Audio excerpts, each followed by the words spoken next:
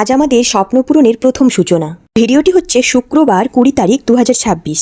আমাদের দুজনের অনেক দিনের আশা ছিল আমরা একটা স্বপ্নের বাড়ি বানাবো আমাদের গ্রামে। সবাই নিশ্চয়ই ভালো করেই জানেন যে যার যে জিনিসটা থাকে না সেটা নিয়ে আশেপাশের মানুষজন অনেক কিছুই বলে, এমনকি আত্মীয়রাও ছাড়ে না। আমার নিজের প্রতি কিন্তু আত্মবিশ্বাসটা প্রচুর। আমার যেটা লক্ষ্য সেই লক্ষ্যে পৌঁছানোর জন্য কিন্তু আমার নিজের প্রতি আত্মবিশ্বাসই কিন্তু আমার সাথ দেয়। আমি বিশ্বাস করি যে কোনো কিছু পাওয়া দুষ্কর নয়, কষ্টসাধ্য। গ্রামে বেশিরভাগ মানুষেরই কিন্তু প্রথম থেকে কাঁচা বাড়ি থাকে, খুব কম সংখ্যক মানুষের পাকা বাড়ি থাকে। আমাদের বাড়ি নিয়ে পাড়া প্রতিবেশী আত্মীয় স্বজন অনেকেই অনেক কিছু বলে। আমিও শুনি যে আমাকে কি দেখে বিয়ে দিয়েছে, আমার বাবার বাড়িই তো কাঁচা বাড়ি, তাই না?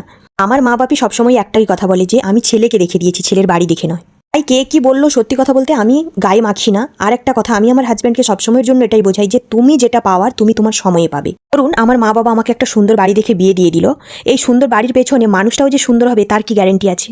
অনেক কিছুই বলে ফেললাম, সবটুকু বলে তো আর শেষ করা যাবে না। পরের কোনো ভিডিওতে আবার আপনাদের সাথে এরকম শেয়ার করব। এত বড় দিনগুলোতে আমরা বাড়িতে থাকতে পারছি না, এর জন্য তো কষ্ট রয়েছে। কষ্টের থেকেও কিন্তু আনন্দটা বেশি, কারণ আমরা আমাদের লক্ষ্যে পৌঁছতে পারছি।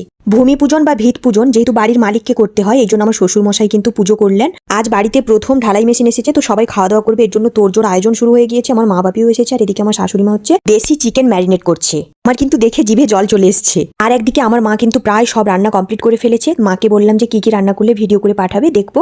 তো মা এদিকে দেখাচ্ছে মুগের ডাল হয়েছে, আলু ভাজা হয়েছে, বাঁধাকপির তরকারি, চাটনি, পাঁপড়, সাথে মিষ্টি রয়েছে। আর এদিকে জল খাওয়ারই ছলা আলু সেদ্ধ করে ভাজা হয়েছে, পুরীর সাথে খেতে দেওয়া হবে। আপনারা তো জানেন যে আমার হাজব্যান্ড প্রথমে সৌদি আরবে ছিল, তারপর আমরা বর্তমানে এখন 4 বছর গুজরাটে রয়েছি। গ্রামের বাড়িতে আমার শ্বশুরমশাই আর শাশুড়ি মা এই দুইজনই আছেন। আমাদের বাড়ি বানানোর মূল উদ্দেশ্যটা হচ্ছে ইনাদের জন্য।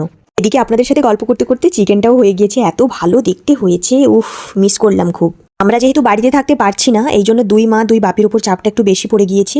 আর এদিকে কিন্তু আজকের মতো কাজ শেষ হয়ে গিয়েছে, আমার বাপি জায়গাটা পরিষ্কার করে নিচ্ছে, মিস্ত্রি বাবুরা উঠে পড়েছে। এবার কিন্তু সবাই খাওয়া দাওয়া করবে, রেস্ট করবে। বাড়িটা কিভাবে বানাচ্ছে সেটা কিন্তু প্রথম থেকে শেষ পর্যন্ত আপনাদের সাথে পুরোটাই শেয়ার করব।